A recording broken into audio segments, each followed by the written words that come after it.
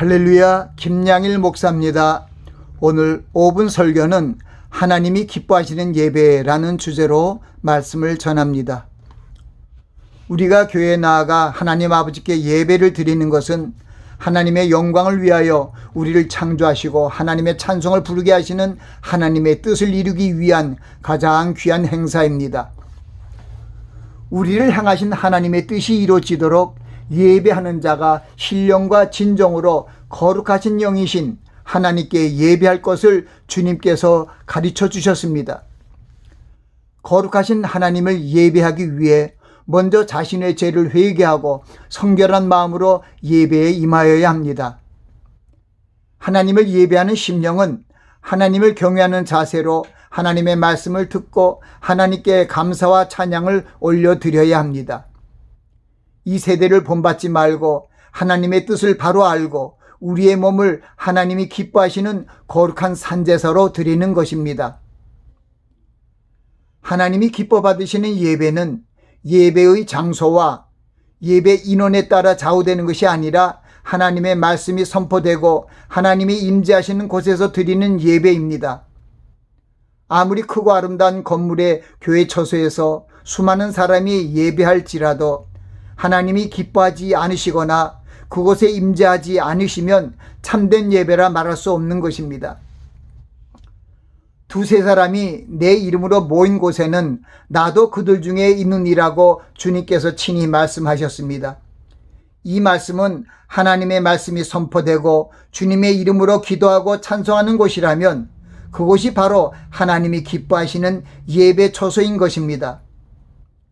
하나님은 영이심으로 특별한 장소와 인원이 필요하지 않다는 것을 우리에게 가르쳐 주신 것입니다. 초대교회의 모습을 살펴보면 예수 그리스도의 복음이 선포되고 그 말씀을 따라 교제하며 떡을 떼며 기도하는 집이 바로 교회였음을 알 수 있습니다. 이를테면 아시아에 있는 교회들이 아굴라와 브루스가와의 집에 있는 교회로 문안하였고 바울과 디모데가 빌레몬의 집에 있는 교회에 편지하며 문안하였다고 성경은 기록하고 있습니다. 그리스도의 몸인 교회는 하나님의 말씀이 선포되고 하나님의 감동으로 기록된 성경 말씀 안에서 교훈과 책망을 받으며 바르고 의롭게 교육해야 합니다. 성경을 기록한 목적은 우리를 하나님의 사람으로 온전케 하며 모든 선한 일을 행하기에 온전케 하므로 우리를 향하신 하나님의 뜻이 이루어지도록 하시는 것입니다. 살리는 것은 영이니 육은 무익하니라. 내가 너희에게 이른 말이 영이요 생명이라는 주님의 말씀을 명심하고 주님의 말씀을 따르는 영적인 일에 마음을 쏟으시기 바랍니다. 하나님의 말씀을 쫓는 영의 생각은 우리를 생명과 평안에 이르게 하지만 세상이나 육체의 소욕을 쫓는 육신의 생각은 우리를 사망에 이르게 합니다. 우리의 믿음이 세상을 이기며 영적 시름에서 승리하는 믿음으로 성장하기 위해 하나님의 말씀을 읽고 듣고 지켜야 합니다. 나아가 하나님의 말씀과 기도로 하나님과 교통하고 성령 충만함을 힘입어 하나님의 계명을 지켜야 합니다. 그리하면 전능하신 주님의 말씀이 우리의 길을 비추시고 성령님이 동행하심으로 생명의 길로 나아갈 수 있습니다.